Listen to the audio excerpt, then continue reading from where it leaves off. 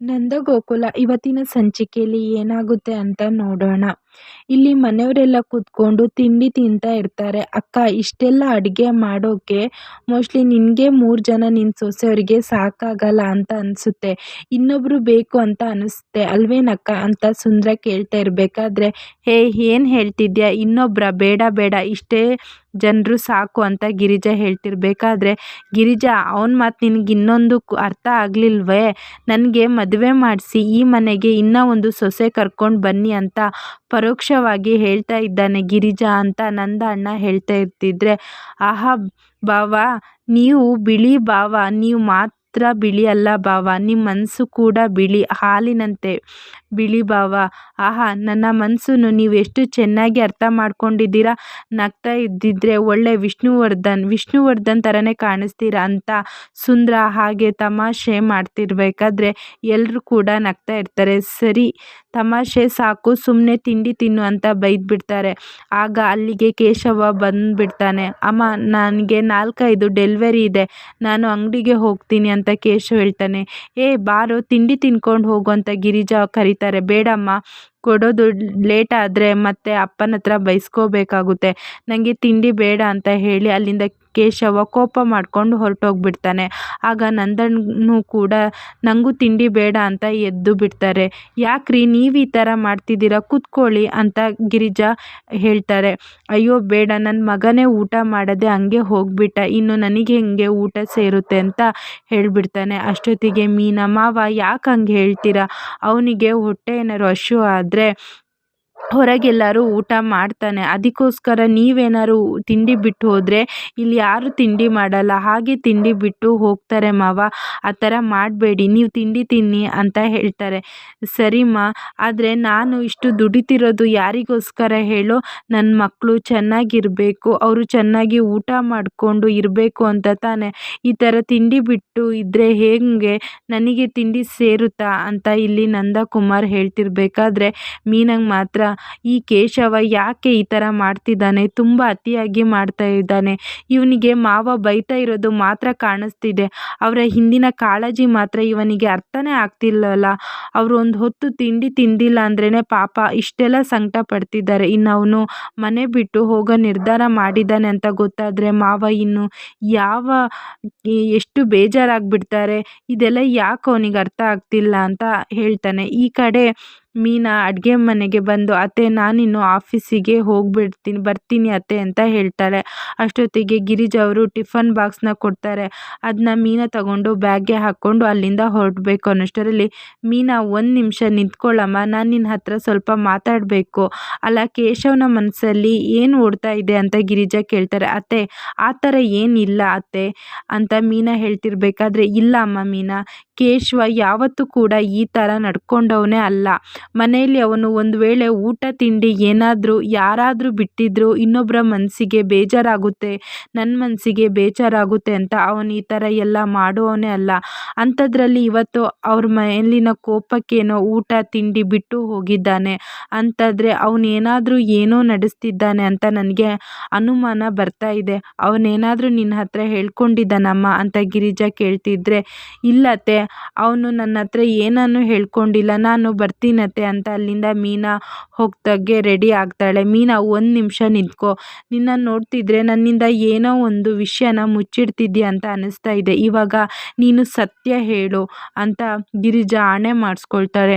ಅಯ್ಯೋ ಅತ್ತೆ ಏನತ್ತೆ ನೀವು ಈ ಥರ, ಕೇಶವ ಮನೆ ಬಿಟ್ಟು ಹೋಗೋಣ ಅಂತ ಹೇಳ್ತಾ ಇದ್ದಾನೆ ಅತ್ತೆ ಅಂತ ಮೀನಾ ಸತ್ಯನ ಹೇಳ್ಬಿಡ್ತಾಳೆ. ಈ ಮಾತನ್ನು ಕೇಳಿಸ್ಕೊಂಡ ಗಿರಿಜಾ ಅಲ್ಲೇ ಕುಸ್ತು ಬಿದ್ದು ಹೋಗ್ತಾಳೆ. ಏನು ಹೇಳ್ತಿದ್ಯಾ, ಅವನು ಈ ಮನೆ ಬಿಟ್ಟು ಹೋಗಬೇಕು ಅಂತ ಇದ್ದಾನ, ಕೇಶವ ಈ ನಂದಗೋಕುಲನ ಬಿಟ್ಟು ಹೊರಡ್ಬಿಡ್ತಾನ, ಅಲ್ಲ ಅವರಪ್ಪ ಬೈದಿರೋದು ಹಿಂದೆ ಒಳ್ಳೆ ಉದ್ದೇಶ ಇರುತ್ತೆ, ಅವನು ದೊಡ್ಡ ಮನುಷ್ಯ ಆಗಬೇಕು ಅಂತಾನೆ ಅವರಪ್ಪ ಇಷ್ಟೆಲ್ಲ ಮಾಡ್ತಿರೋದು ಅಂತ ನೀನನ್ನಾದರೂ ಅವನಿಗೆ ಬಿಡಿಸಿ ಹೇಳಬೇಕಲ್ಲಮ್ಮ ಅಂತ ಗಿರಿಜಾ ಹೇಳ್ತಾರೆ. ಅತ್ತೆ ನಾನು ಎಲ್ಲ ಥರನೂ ಕೂಡ ಹೇಳಿ ಆಯಿತು ಅತ್ತೆ, ಆದರೆ ಅವನ ಮನಸ್ಸು ಕಲ್ಲು ಮಾಡ್ಕೊಂಡು ಬಿಟ್ಟಿದ್ದಾನೆ, ಈಗ ಮಾವನೇ ಬಂದು ಹೇಳಿದ್ರೂ ಕೂಡ ಅವನು ಯಾರ ಮಾತನ್ನು ಕೂಡ ಕೇಳುವ ಪರಿಸ್ಥಿತಿಯಲ್ಲಿ ಇಲ್ಲ ಅಂತ ಮೀನಾ ಹೇಳ್ತಾರೆ.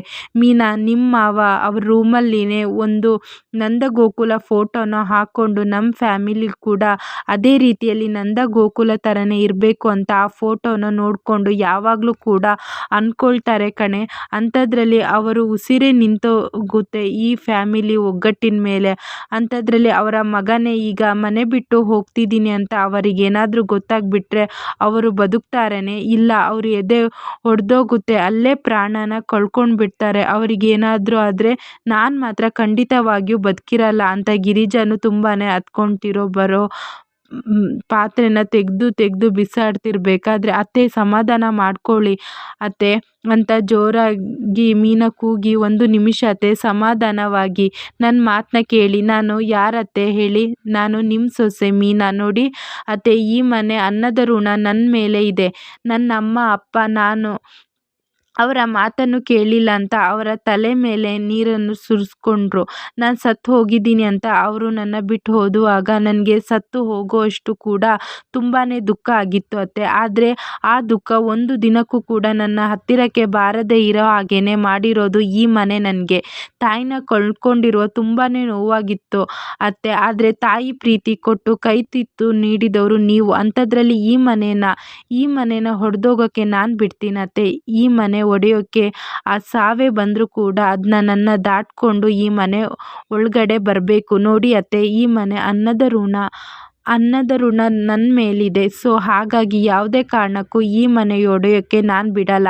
ಹಾಗಾಗಿ ನನ್ನ ಮಾತನ್ನ ಕೇಳಿ ಅತ್ತೆ. ದಯವಿಟ್ಟು ನೀವು ನನ್ನ ಮಾತನ್ನ ನಂಬ್ತೀರಲ್ವಾ?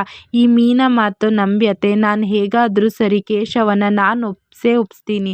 ಯಾವುದೇ ಕಾರಣಕ್ಕೂ ಅವನು ಈ ಮನೆ ಬಿಟ್ಟು ಹೋಗದೇ ಇರೋ ಹಾಗೆ ನಾನು ಮಾಡ್ತೀನಿ ಅತ್ತೆ ಅಂತ ಮೀನಾ ಕೇಶವನ ಸಾರಿ ಮೀನಾ ಗಿರಿಜನ ಮಾತು ಕೇಳ್ತಾರೆ. ಇಲ್ಲಿ ಮೀನಾ ಒಂದು ರೋಡ್ ಸೈಡ್ನಲ್ಲಿ ನಿಂತ್ಕೊಂಡು ಕೇಶವನಿಗೋಸ್ಕರ ಕಾಯ್ತಾ ಇರ್ತಾಳೆ. ಆಗ ಕೇಶವ ಬಂದು ಬಿಡ್ತಾನೆ. ಮೀನಾ, ಏನು ಮಾತಾಡಬೇಕು ಅಂತ ಅರ್ಜೆಂಟಾಗಿ ಬರೋಕ್ಕೆ ಹೇಳಿದ್ದೆ ಅಲ್ಲ ಅಂತ ಬೇಗನೆ ಹೇಳು, ನನಗೆ ತುಂಬಾ ಕೆಲಸ ಇದೆ. ಸರಿಯಾಗಿ ಮಾಡಿಲ್ಲ ಅಂದರೆ ಗೊತ್ತಲ್ಲ, ನಿನ್ನ ಮಾವನ ಕೈಯಲ್ಲಿ ನಾನು ಕೂಡ ಬೈಸ್ಕೊಳ್ಬೇಕಾಗುತ್ತೆ ಅಂತ ಕೇಶವ ಹೇಳ್ತಿರ್ಬೇಕಾದ್ರೆ, ಕೇಶವ ಯಾಕೋ ನೀನು ಈ ಮಾಡ್ತಿರೋದು ಒಂದು ಸ್ವಲ್ಪನೂ ಕೂಡ ಸರಿಯಾಗಿ ಕಾಣ್ತಾ ಇಲ್ಲ ಮೀನಾ ಹೇಳ್ತಿರ್ಬೇಕಾದ್ರೆ, ನಾನೇನು ಮಾಡಿದೆ ಅಂತ ಕೇಶವ ಹೇಳ್ತಾರೆ. ಅಲ್ಲ ಮತ್ತೇನು, ನೀನು ಹುಚ್ಚಾಟಕ್ಕೆ ಮನೆ ಬಿಟ್ಟು ಹೋಗ್ತೀಯ ಅಂತ ಅಂದ್ಕೊಂಡಿದ್ರೆ ಇಷ್ಟೊಂದು ಸೀರಿಯಸ್ ಆಗಿ ನಿರ್ಧಾರ ತಗೊತಿದ್ಯಾ ಅಂತ ನಾನು ಅಂದ್ಕೊಂಡೇ ಇರಲಿಲ್ಲ. ಮನೆಯವರಿಗೆ ಆಲ್ರೆಡಿ ಇವಾಗ ದೂರ ಆಗಿ ಊಟ ತಿಂಡಿ ಯಾವುದನ್ನು ಕೂಡ ಮಾಡ್ತಾನೆ ಇಲ್ಲ ನೀನು. ಇದರಿಂದ ಮನೆಯವರಿಗೆ ಎಷ್ಟೆಲ್ಲ ಹರ್ಟ್ ಆಗ್ತಿದೆ ಅಂತ ಅದರ ಬಗ್ಗೆ ನೀನು ಯೋಚನೆ ಮಾಡಿದೀಯಾ ಅಂತ ಮೀನಾ ಬೈದು ಬಿಡ್ತಾಳೆ. ಅಲ್ಲ ಮೀನಾ, ನಾನು ತಮಾಷೆಗೆ ಮಾತಾಡಿರೋದು ಅಂತ ಅಂದ್ಕೊಂಡಿದ್ದೆ. ನೀನು ಅಷ್ಟೆಲ್ಲ ಮಾತಾಡಿದ್ರೂ ಕೂಡ ನೀನು ಈ ಥರ ಮಾತಾಡ್ತಿದ್ಯಲ್ಲ. ನೋಡು ಮೀನಾ, ನಾನು ಕರೆಕ್ಟಾಗಿಯೇ ಡಿಸಿಷನ್ ತಗೊಂಡಿದ್ದೀನಿ. ಯಾವುದೇ ಕಾರಣಕ್ಕೂ ಅಪ್ಪ ಪದೇ ಪದೇ ನನಗೆ ಬೈತಾ ಇದ್ದಿದ್ರೆ ಅದನ್ನ ನೋಡಿಕೊಂಡು ನನ್ನ ಕೈಯಲ್ಲಿ ಸಹಿಸ್ಕೊಳ್ಳೋಕ್ಕೆ ಆಗಲ್ಲ ಅಂತ ಕೇಶವ ಹೇಳ್ತಿರ್ಬೇಕಾದ್ರೆ, ಬೈಯೋ ಅಧಿಕಾರ ಅವರಿಗಿದೆ ಕಣೋ. ಅದು ಅಲ್ಲದೆ ನಾನು ಹೇಳಿಲ್ವಾ ಮಾವ ನನ್ನ ಹತ್ರ ಕ್ಷಮೆ ಕೇಳಿ ಆಗಿದೆ ಅಂತ. ನೋಡು, ಅವ್ರದ್ದು ದೊಡ್ಡವರ ಸ್ಥಾನದಲ್ಲಿ ಇರೋದು. ನಮ್ಮ ತಂದೆ ತಾಯಿಯಾಗಿ ಅವರಿಗ ಕೂಡ ಜವಾಬ್ದಾರಿ ಇರುತ್ತೆ. ನಮ್ಮನ್ನು ಎತ್ತಿದ್ದು ಬುದ್ಧಿ ಸರಿ ಮಾಡೋ ಅಧಿಕಾರ ಅವರಿಗೆ ಇರೋದು. ಅಂಥದ್ರಲ್ಲಿ ಒಂದು ಮಾತು ಮನೆ ಅಂದರೆ ಮೇಲೆ ಬಂದೇ ಬರುತ್ತೆ. ಅದನ್ನೇ ನೀನು ಇವಾಗ ದೊಡ್ಡ ಮಾಡ್ಕೊಂಡಿದ್ಯಲ್ಲ. ನೋಡು, ಮನೆ ಬಿಟ್ಟು ಹೋಗೋದು ಅಂದರೆ ಒಂದು ದೊಡ್ಡ ಮರದಿಂದ ಒಂದು ಕೊಂಬೆಯನ್ನು ಕಟ್ ಮಾಡಿದಂಗೆ ಆಗುತ್ತೆ. ಅದರಲ್ಲಿ ನೀನಿವಾಗ ಇಷ್ಟು ದೊಡ್ಡ ನಿರ್ಧಾರನ ತಗೊಂಡಿದ್ದೀಯಲ್ಲ. ಅದು ಅಲ್ಲದೆ ನೀನಿವಾಗ ಈ ನಿರ್ಧಾರ ತಗೊಂಡಿರೋದು ವಿಷಯ ಅತ್ತೆಗೇನಾದರೂ ಗೊತ್ತಾದರೆ ಅವರ ಪರಿಸ್ಥಿತಿ ಏನಾಗುತ್ತೆ ಅಂತ ನೀನು ಯೋಚನೆ ಮಾಡಿದ್ದೀಯಾ ಅಂತ ಮೀನಾ ಬೈದು ಬಿಡ್ತಾಳೆ. ನೋಡು ಮೀನಾ, ಇಷ್ಟೊಂದು ದೊಡ್ಡ ನಿರ್ಧಾರ ತಗೊಂಡಿದ್ದೀನಿ ಅಂತಂದರೆ ನಾನು ಅಮ್ಮನ ಬಗ್ಗೆನೂ ಕೂಡ ಯೋಚನೆ ಮಾಡದೆ ಇರ್ತೀನ? ಪದೇ ಪದೇ ಅಪ್ಪನ ಮುಂದೆ ನಾನು ಬೈಸ್ಕೊಳ್ಳೋದ್ರಿಂದ ಅಮ್ಮ ಅದನ್ನು ಕೂಡ ಸಹಿಸಲ್ಲ ಮೀನಾ ಅಂತ ಕೇಶವ್ ಹೇಳ್ತಾರೆ. ನಾನು ಪ್ರತಿ ಸರಿ ಬೈಸ್ಕೊಳ್ಳುವಾಗ ಅಮ್ಮ ಎಷ್ಟೊಂದು ಕಣ್ಣೀರು ಹಾಕ್ತಾರೆ ಅಂತ ನನಗೆ ಚೆನ್ನಾಗೇ ಗೊತ್ತು. ನಾನು ಅವರ ಹತ್ರ ಇಂದು ಅವ್ರನ್ನು ನೆಮ್ಮದಿ ಕಿತ್ಕೊಳ್ಳೋಕ್ಕೆ ನನಗೆ ಆಸೆ ಇಲ್ಲ. ಹಾಗಾಗಿ 1 ದಿನ 2 ದಿನ ಅಳ್ತಾರೆ, ಮತ್ತೆ ಸರಿ ಆಗ್ತಾರೆ. ನಾನು ದೂರ ಇದ್ದು ಅವರನ್ನು ನೆಮ್ಮದಿಯಾಗಿ ಇರೋದನ್ನು ನಾನು ಆಸೆ ಪಡ್ತೀನಿ. ಸೊ ಹಾಗಾಗಿನೇ ನಾನು ಇವತ್ತೇನೆ ನಾವಿಬ್ಬರು ಕೂಡ ಮನೆ ಬಿಟ್ಟು ಹೋಗ್ತಾ ಇದ್ದೀವಿ. ನೀನು ಕೂಡ ನನ್ನ ಜೊತೆ ಬರ್ತೀಯ ಅಲ್ವಾ ಅಂತ ಕೇಶವ ಹೇಳ್ತಿರ್ಬೇಕಾದ್ರೆ ಹೌದು ಬರ್ತೀನಿ ಅಂತ ಮೀನಾ ಹೇಳ್ತಾರೆ. ಆಗ ಕೇಶವ ಶಾಕ್ ಆಗಿ ಮೀನಾ ನನ್ನ ಮುಖನೇ ನೋಡ್ತಾ ಇರಬೇಕಾದ್ರೆ ಹೌದು ಕೇಶವ ನೀನು ಸರಿಯಾಗಿ ಹೇಳ್ಕೊಂಡಿದೀಯ, ಬರ್ತೀನಿ ನಾನು ಅಂತ ಮೀನಾ ಹೇಳ್ತಾರೆ. ಇಲ್ಲಿ ವಲ್ಲಭ ಸುಂದರ ಜೊತೆಗೇನೆ ಬೈಕಲ್ಲಿ ಹೋಗ್ತಾ ಇರ್ತಾರೆ. ಇದೇನು ಮಾವ ಇವತ್ತು ಫಾರ್ ದಿ ಫಸ್ಟ್ ಟೈಮ್ ನನ್ನ ಜೊತೆ ಬರ್ತಾ ಇದೆಯಲ್ಲ ಬೈಕ್ನಲ್ಲಿ, ಏನು ಸಮಾಚಾರ ಅಂತ ವಲ್ಲಭ ಕೇಳ್ತಿದ್ರೆ ಅದು ಏನಿಲ್ಲ, ನೀನು ಫುಡ್ ಡೆಲಿವರಿ ಕೊಡೋಕ್ಕೆ ಬೀದಿ ಬೀದಿ ಅಲಿತಾ ಇರ್ತೀಯಲ್ವಾ, ಹಾಗಾಗಿನೇ ಆ ಬೀದಿಯಲ್ಲಿ ಯಾವುದಾದರೂ ಈ ಸುಂದರನಿಗೆ ಒಂದು ಸುಂದರಿ ಸಿಗ್ತಾಳ ಅಂತ ನೋಡೋಣ ಅಂತ ಅಷ್ಟೇ ಅಂತ ಸುಂದರ ಹೇಳ್ತಿರ್ಬೇಕಾದ್ರೆ ಹೋ ಹೌದಾ ಸರಿ ಸರಿ ಬಾ ಅಂತ ಇವರಿಬ್ರು ಹೋಗ್ತಾರೆ. ಇನ್ನೊಂದು ಕಡೆ ಶ್ರೀಕಂಠು ತನ್ನ ಫ್ರೆಂಡ್ ಜೊತೆಗೆ ಗೇಮ್ ಆಡ್ತಾ ಇರ್ತಾನೆ. ಹೇ ಮಗ ತುಂಬಾನೇ ಹೊಟ್ಟೆ ಹಸಿವಾಗ್ತಾ ಇದೆ, ಏನಾದರೂ ಫುಡ್ ಆರ್ಡರ್ ಮಾಡೋ ಅಂತ ಫ್ರೆಂಡ್ ಹೇಳ್ತಾರೆ. ಏನು ಆರ್ಡರ್ ಮಾಡಲಿ, ಪಿಜ್ಜಾ ಬರ್ಗರ್ ಅಂತ ಶ್ರೀಕಂಠ ಕೇಳ್ತಾನೆ. ಹೇ ಮಗ ಅದೆಲ್ಲ ನಮ್ಮ ಬಾಡಿಗೆ ಹೇಗೋ ಆಗುತ್ತೆ, ಮುದ್ದೆ ರೈಸ್ ಆರ್ಡರ್ ಮಾಡೋ ಅಂತ ಹೇಳ್ತಾರೆ. ಆಗ ಕೇಶವ ಆರ್ಡರ್ನ ರೀಪ್ಲೇಸ್ ಮಾಡಿ ಸಾರಿ ಶ್ರೀಕಂಠ ಆರ್ಡರ್ನ ಪ್ರೆಸ್ ಮಾಡ್ತಾನೆ. ಆಗ ಅದು ನೋಟಿಫಿಕೇಶನ್ ವಲ್ಲಭನಿಗೆ ಬರುತ್ತೆ. ಮಾಮ್ ಫುಡ್ ಒಂದು ಆರ್ಡರ್ ಬಂದಿದೆ ನನಗೆ, ನೀನು ನನ್ನ ಜೊತೆಗೆ ಬರ್ತೀಯಾ ಅಂತ ಕೇಳ್ತಾರೆ. ಓ ನಡಿ ನಡಿ ಅಂತ ಸುಂದರ ಹೇಳ್ತಾರೆ. ಕೊನೆಗೊಂದು ಮೀನಾ ನನ್ನ ಮಾತಿಗೆ ಬೆಲೆ ಕೊಟ್ಟು ನನ್ನ ಜೊತೆಗೆ ಬರೋ ಒಪ್ಕೊಂಡಿದೆಯಲ್ಲ, ನಿನಗೆ ಥ್ಯಾಂಕ್ಸ್ ಅಂತ ಕೇಶವ ಹೇಳ್ತಿರ್ಬೇಕಾದ್ರೆ ಆದರೆ ನನಗೊಂದು ಕಂಡೀಷನ್ ಇದೆ ಅಂತ ಮೀನಾ ಹೇಳ್ತಾರೆ. ಕಂಡೀಷನಾ ಏನದು ಅಂತ ಕೇಶವ ಕೇಳ್ತಿರ್ಬೇಕಾದ್ರೆ ಏನಿಲ್ಲ, ಇವತ್ತು ಸೋಮವಾರ ಮಂಗಳವಾರ ಕಳೀಲಿ, ಬುಧವಾರ ಇದೇ ರೀತಿಯಲ್ಲಿ ನಿನ್ನ ಮನಸ್ಥಿತಿ ಇದ್ದಿದ್ರೆ ಆಗ ನಿನ್ನ ಮನೆ ಬಿಟ್ಟು ಹೋಗೋಣ ಅಂತ ಹೇಳು. ರಾಮನ ಹಿಂದೆ ಸೀತೆ ಬಂದಾಗೆ ನಾನೂ ಕೂಡ ನಿನ್ನ ಹಿಂದೆನೇ ಬಂದ್ಬಿಡ್ತೀನಿ ಅಂತ ಮೀನಾ ಹೇಳ್ತಾರೆ. ಅಂದರೆ ಸೋಮವಾರ ಮಂಗಳವಾರ ನಾನು ಇನ್ನೇನು ಕೂಡ ಎಲ್ಲ ಕಷ್ಟನೂ ಸಹಿಸಿಕೊಂಡು ಅದೇ ಮನೆಯಲ್ಲಿ ಇರಬೇಕಾ? ಅಲ್ಲ ನಿನ್ನ ಮನಸ್ಸಲ್ಲಿ ಏನು ಓಡ್ತಾ ಇದೆ? ಅಂದರೆ ಈ 2 ದಿನದಲ್ಲಿ ನನ್ನ ಮನಸ್ಸನ್ನ ಚೇಂಜ್ ಮಾಡುವಂಥ ಪ್ಲ್ಯಾನ್ ಇಟ್ಕೊಂಡಿದ್ಯಾ? ನೋಡು ಮೀನಾ, ಈ 2 ದಿನದಲ್ಲಿ ಏನೂ ಆಗಲ್ಲ. ನಾನು ಒಂದು ಸರಿ ಯೋಚನೆ ಮಾಡಿ ಈ ನಿರ್ಧಾರ ತಗೊಂಡಿರೋದಲ್ಲ, 1000 ಸಲ ಯೋಚನೆ ಮಾಡಿ ನನ್ನ ಈ ತೀರ್ಮಾನಕ್ಕೆ ತಗೊಂಡಿರೋದು ಅಂತ ಕೇಶವ ಹೇಳ್ತಿರ್ಬೇಕಾದ್ರೆ ಆಯಿತು ನೋಡೋಣ ಕೇಶವ, ನೋಡು ಈ ಪ್ರಕೃತಿ ಮನಸ್ಸು ಮಾಡಿದರೆ ಏನನ್ನೋ ಬದಲಾವಣೆ ಆಗುತ್ತಂತೆ. ಈಗ ಬಿಸಿಲಲ್ಲಿ ಸಂಜೆ ಮತ್ತೆ ಪುನಃ ಕತ್ತಲು ಬರುತ್ತೆ, ಮೋಡನೂ ಕೂಡ ಬರುತ್ತೆ, ಮಳೆನೂ ಬರುತ್ತೆ, ನಾಳೆ ಬೆಳಗ್ಗೆ ಮತ್ತೆ ಪುನಃ ಬಿಸಿಲು ಬರುತ್ತೆ, ನಾಳೆ ಸಾಯಂಕಾಲ ಮತ್ತೆ ತಣ್ಣಗಿರುತ್ತೆ. ಪ್ರಕೃತಿನೂ ಇಷ್ಟೊಂದು ಚೇಂಜ್ ಆಗುತ್ತೆ. ಅದು ಅಲ್ಲದೆ ಭೂಮಿ ಒಳಗಡೆ ಇರುವ ಬೇರೂ ಕೂಡ ಪ್ರಕೃತಿ ಮನಸ್ಸು ಮಾಡಿದರೆ ಆಚೆ ಬಂದು ಮರನೇ ನೆಲಸಮ ಆಗಿಬಿಡುತ್ತೆ. ಅಂಥದ್ರಲ್ಲಿ ಈ ಮನುಷ್ಯರೆಲ್ಲ ಯಾವ ಲೆಕ್ಕ?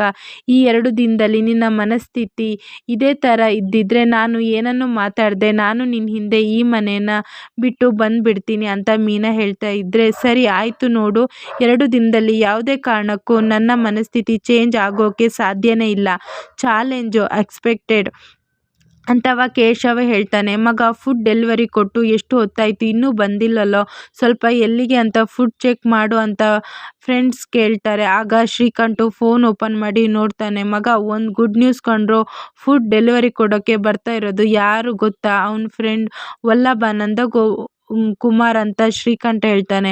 ಮಗ ಅವನು ಬರ್ತಿದ್ದಾನ ಅಂತ ಅಂದಮೇಲೆ ಸುಮ್ಮನೆ ಬಿಡೋಕ್ಕಾಗುತ್ತಾ, ಸ್ವಲ್ಪ ಆಟ ಆಡಿಸೋಣ ಅಂತ ಫ್ರೆಂಡ್ ಹೇಳ್ತಾರೆ. ಇದ್ರೆ ಹೌದೌದು ಬಾಕಿ ತೀರಿಸೋದು ತುಂಬಾ ಇದೆ, ಹೆಂಗೆ ಮಾಡ್ತೀನಿ ಅಂತ ಇವತ್ತು ನೋಡ್ತಾ ಇರು ಅಂತ ಶ್ರೀಕಂಠು ಕೂಡ ಹೇಳ್ತಾನೆ. ಇನ್ನು ಒಂದು ಕಡೆ ವಲ್ಲಭ ಫುಡ್ನೆಲ್ಲ ತಗೊಂಡು ಅಲ್ಲಿಗೆ ಬೈಕ್ನಲ್ಲಿ ಮತ್ತೆ ಹೊರಡ್ತಾನೆ. ಇಲ್ಲಿ ವಲ್ಲಭನಿಗೆ ಶ್ರೀಕಂಠನಿಗೆ ಕಾಲ್ ಬರ್ತಾ ಇರುತ್ತೆ. ಮಗ ನೋಡ್ರೋ ಅವ್ನು ಕಾಲ್ ಮಾಡ್ತಿದ್ದಾನೆ ಅಂತ ಶ್ರೀಕಂಠು ಹೇಳ್ತಾನೆ. ಆಗ ಫ್ರೆಂಡ್ಸ್ ಫೋನ್ನ ಪಿಕ್ ಮಾಡಿಬಿಟ್ಟು ಸರ್ ಎಲ್ಲಿದ್ದೀರಾ ಅಂತ ಕೇಳ್ತಾರೆ. ನಾನು 12ನೇ ಕ್ರಾಸ್ನಲ್ಲಿ ಇದ್ದೀನಿ, ಲೋಕೇಶ್ ಇಲ್ಲಿಗೇನೆ ಎಂಡ್ ಆಯಿತು ಅಂತ ವಲ್ಲಭ ಹೇಳ್ತಾ ಇದ್ದಿದ್ರೆ ಅಯ್ಯೋ ಸರ್ ಪ್ರತಿ ಸರಿ ಹೀಗೆ ಆಗುತ್ತೆ, ನೀವು 12ನೇ ಕ್ರಾಸ್ನಲ್ಲಿ ಇದ್ದೀರಾ, 10ನೇ ಕ್ರಾಸ್ನಾಗೆ ಬನ್ನಿ ಅಂತ ಹೇಳ್ತಾನೆ. ಆಗ ವಲ್ಲಭ 10ನೇ ಕ್ರಾಸ್ಗೆ ಬಂದುಕೊಂಡು ಸರ್ ನೀವು ಹೇಳಿರುವ ಕಡೆ ಇದ್ದೀನಿ ಅಂತ ಹೇಳ್ತಾರೆ. ಅಯ್ಯೋ ಫ್ರೆಂಡ್ ಯಾಕೋ ನೀವು ಅಲ್ಲಿಗೆ ಹೋಗೋಕೆ ಹೋದ್ರಿ, 8ನೇ ಕ್ರಾಸ್ಗೆ ಬನ್ನಿ ಅಂತ ಹೇಳ್ತಾನೆ. ವಲ್ಲಭ 8ನೇ ಕ್ರಾಸ್ಗೂ ಬಂದ್ಕೊಂಡು ಸರ್ ಸರ್ ನಾನು ಬಂದಿದ್ದೀನಿ ಅಂತ ಹೇಳಿದ ತಕ್ಷಣ ಶ್ರೀಕಂಠು ಕಾಲ್ ರಿಸೀವ್ ಮಾಡಿಕೊಂಡು ಒಂದು ಫುಡ್ ಡೆಲಿವರಿ ಕೊಡೋಕ್ಕೆ ಆಗಲ್ವಾ, ಬಾಯ್ ಕೊಡಿಸೋಕ್ಕೆ ಬರಲ್ವಾ, ಕೆಲ್ಸಕ್ಕೂ ಗೊತ್ತಿಲ್ವಾ ಅಂತಂದರೆ ಯಾಕ್ರೋ ನಿಮ್ಮಂಥವರೆಲ್ಲ ಕೆಲಸ ಮಾಡೋಕ್ಕೆ ಬರ್ತೀರಾ ಅಂತ ಚೆನ್ನಾಗಿನೇ ಬೈದ್ಬಿಡ್ತಾರೆ. ಇಲ್ಲಿ ಸುಂದ್ರ ಮಾತ್ರ ಮಗ ಅವರು ನಮ್ಮನ್ನು ಬೇಕು ಅಂತಾನೆ ಆಟ ಆಡಿಸ್ತಿದ್ದಾರೆ ಅನಿಸುತ್ತೆ ಇದೆ. ಸುಂದ್ರ ಕೇಳ್ತಾನೆ, ಹೌದು ಮಾವ ನನಗೂ ಹಾಗೆ ಅನ್ನಿಸ್ತಾ ಇದೆ, ಇರು ಒಂದು ನಿಮಿಷ ನಂಬರ್ ಯಾರ್ದು ಅಂತ ನೋಡ್ತೀನಿ ಅಂತ ನಂಬರ್ನ ಚೆಕ್ ಮಾಡ್ತಾನೆ. ಅದರಲ್ಲಿ ಶ್ರೀಕಂಠು ಅಂತ ಬರ್ತಿರುತ್ತೆ. ಮಾವ ಆರ್ಡರ್ ಕೊಟ್ಟಿರೋದು ಬೇರೆ ಯಾರೂ ಅಲ್ಲ, ಶ್ರೀಕಂಠು, ಅದೇ ಬಿಲ್ಲಿ ಮಾವ್ ಅಂತ ನನಗೇನೆ ಅಂತ ಅಲ್ವಾ, ನನಗೆ ಗೊತ್ತು ಅವನು ಎಲ್ಲಿದ್ದಾನೆ ಅಂತ. ಹತ್ತು ಮಾವ ಅಂತ ಸುಂದ್ರ ಹತ್ತಿಸ್ಕೊಂಡು ಮತ್ತೆ ವಲ್ಲಭನಿಗೆ ಗಾಡಿನ ಸ್ಟಾರ್ಟ್ ಮಾಡ್ತಾನೆ. ಶ್ರೀಕಂಠನ ಹುಡ್ಕೊಂಡು ಅವರು ಇರೋ ಕಡೆನೇ ವಲ್ಲಭ ಬಂದು ಬಿಡ್ತಾರೆ. ನೋಡು ವಲ್ಲಭ, ಅವನು ಏನೋ ಅಂತಿದ್ರು ಕೂಡ ಸುಮ್ಮನೆ ಜಗಳ ಮಾಡೋಕ್ಕೆ ಹೋಗಬೇಡ, ಸುಮ್ಮನೆ ಫುಡ್ ಕೊಟ್ಟು ಬರ್ತಾ ಇರು ಅಂತ ಸುಮ್ಮನೆ ಹೇಳ್ತಿರ್ಬೇಕಾದ್ರೆ, ಇಲ್ಲ ಮಾವ ನಾನಿವತ್ತು ಕೆಲಸ ಮೇಲೆ ಇದ್ದೀನಿ ಅಂತ ಟೈಮ್ ಇಲ್ಲ, ನಾನು ಜಗಳ ಮಾಡೋಕ್ಕೆ ಹೋಗಲ್ಲ ಅಂತ ವಲ್ಲಭ ಸುಮ್ಮನೆ ಬಂದು ಶ್ರೀಕಂಠನಿಗೆ ಫುಡ್ ಕೊಟ್ಟು ಡೆಲಿವರಿ ಮಾಡೋಕ್ಕೆ ಇಷ್ಟೊತ್ತು ಬೇಕಾಗಿತ್ತಾ ಅಂತ ಶ್ರೀಕಂಠು ಫುಡ್ನ ತಗೊತಾನೆ. ಅವನ ಫ್ರೆಂಡ್ ಎಲ್ಲರೂ ಕೂಡ ಅದನ್ನ ಚೆಕ್ ಮಾಡ್ತಾ ಇದ್ದಿದ್ರೆ ಇಲ್ಲಿ ವಲ್ಲಭ ಹೇಳ್ತಾನೆ, ಸರ್ ನನಗೆ ಬೇರೆ ಆರ್ಡರ್ ಇದೆ, ದುಡ್ಡು ಕೊಟ್ಬಿಡಿ ಅಂತ ಹೇಳಿ 1250 ಆಗಿದೆ ಅಂತ ಹೇಳ್ತಾನೆ. ಇರೋ ಮಗ ನೀನು ಫುಡ್ಡು ತಿನ್ಕೊಂಡು ಬಂದಿದ್ಯಾ ಅಥವಾ ಹಾಗೆ ತಂದಿದ್ಯಾ ಅಂತ ನಾವು ಚೆಕ್ ಮಾಡೋದು ಬೇಡವಾ ಅಂತ ಬಾಕ್ಸ್ನ ಓಪನ್ ಮಾಡಿ ನೋಡ್ತಾರೆ. ಪರವಾಗಿಲ್ಲ, ಜೆನ್ಯೂನ್ ಆಗಿಯೇ ಇದೆಯಾ, ಹೆಂಗಿಯೋ ಹಾಗೆ ತಂದಿದ್ಯಾ ಅಂತ ಹೇಳ್ತಾರೆ. ಸರ್ ಮತ್ತೆ ದುಡ್ಡು ಕೊಡಿ ಅಂತ ವಲ್ಲಭ ಕೇಳ್ತಿದ್ರೆ, ಇರೋ ಮಗ ಯಾಕೆ ಇಷ್ಟು ಅರ್ಜೆಂಟ್ ಮಾಡ್ತೀಯಾ, ಫುಡ್ ತಣ್ಣಗಾಗಿದೆಯೇ ಬಿಸಿಯಾಗಿದೆಯಾ ಅಂತ ನೋಡ್ತೀನಿ ಅಂತ ಚೆಕ್ ಮಾಡ್ತಾರೆ. ಓ ಪರವಾಗಿಲ್ಲ ಬಿಸಿಯಾಗಿಯೇ ಇದೆ ಅಂತ ಫ್ರೆಂಡ್ ಹೇಳ್ತಾರೆ. ಇಲ್ಲಿ ಶ್ರೀಕಂಠು ತಿನ್ನೋಕ್ಕೆ ಸ್ಟಾರ್ಟ್ ಮಾಡ್ತಾನೆ. ಸರ್ ದುಡ್ಡು ಅಂತ ಮತ್ತೆ ವಲ್ಲಭ ಕೇಳ್ತಿರ್ಬೇಕಾದ್ರೆ ಆಗ ಶ್ರೀಕಂಠ್ ತಿಂದಿರುವ ಕೈನಿಗೆ ವಲ್ಲಭ ಮೈಗೆಲ್ಲ ಉಜ್ಬಿಟ್ಟು, ದುಡ್ಡು ದುಡ್ಡು ದುಡ್ಡು ಅಂತ ಯಾಕೋ ಸಾಯ್ತೀಯ, ದುಡ್ಡು ಏನು ನೀನು ಹುಟ್ಟಿದ ಮೇಲೆ ನೋಡೇ ಇಲ್ವಾ ಅಂತ ತನ್ನ ಪ್ಯಾಕೆಟಿಂದ ದುಡ್ಡನ್ನು ತೆಗೆದು ವಲ್ಲಭನ ಮುಖಕ್ಕೆ ಬಿಸಾಡ್ಬಿಡ್ತಾರೆ. ಆಗ ವಲ್ಲಭ ತುಂಬಾ ಬೇಜಾರಾಗಿ ಅದನ್ನೆಲ್ಲ ಎತ್ಕೊಂಡು ಇರ್ತಾನೆ. ಮಗ ಇಷ್ಟು ದಿನ ತನಕ ನನಗೆ ತಿನ್ನೋದು ಅಂದರೆ ಏನಂತ ಗೊತ್ತೇ ಇರಲಿಲ್ಲ, ಇವಾಗ ಗೊತ್ತಾಯಿತು ಅಂತ ಫ್ರೆಂಡ್ಸ್ ಎಲ್ಲ ಟೀಸ್ ಮಾಡ್ತಾ ಇದ್ದರೆ ಇಲ್ಲಿ ವಲ್ಲಭ ಮಾತ್ರ ಏನನ್ನೂ ಮಾತಾಡದೆ ದುಡ್ಡನ್ನೆಲ್ಲ ಎತ್ಕೊಂಡು ಅಲ್ಲಿಂದ ಹೋಗ್ತಾನೆ. ಬೈಕ್ ಹತ್ರ ಬಂದು ಬೈಕ್ನ ಸ್ಟಾರ್ಟ್ ಮಾಡು ಅಂತ ನೋಡ್ತಾ ಇದ್ದರೆ ಈ ಫುಡ್ನ ಡೆಲಿವರಿ ಮಾಡೋಕ್ಕೆ ಈ ಕಿತ್ತೋಗಿರೋ ಬೈಕ್ ತಗೊಂಡು ಬಂದಿದ್ದಾನೆ ಅಂತ ಶ್ರೀಕಂಠು ಬೈತಾ ಇರ್ತಾರೆ. ಇಲ್ಲಿ ವಲ್ಲಭ ತುಂಬಾ ಕೋಪ ಮಾಡ್ಕೊಳ್ತಾನೆ. ಇಷ್ಟು ಇವತ್ತಿನ ಸಂಚಿಕೆಯಲ್ಲಿ ನಡೆಯುತ್ತೆ. ಈ ವಿಡಿಯೋ ಇಷ್ಟ ಆಗಿದ್ದರೆ ಲೈಕ್ ಮಾಡಿ, ಶೇರ್ ಮಾಡಿ, ಹಾಗೆ ಚಾನಲ್ನ ಸಬ್ಸ್ಕ್ರೈಬ್ ಮಾಡಿ.